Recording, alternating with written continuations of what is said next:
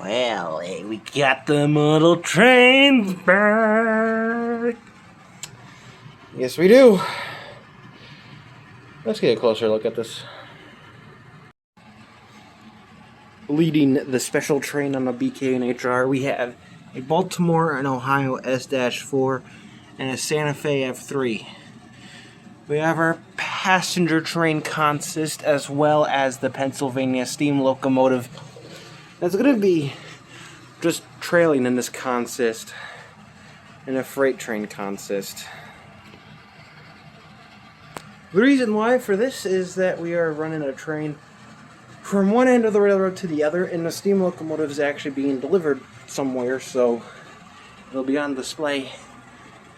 So, yay! So let's get this train moving, shall we? Enjoy the montage of the train.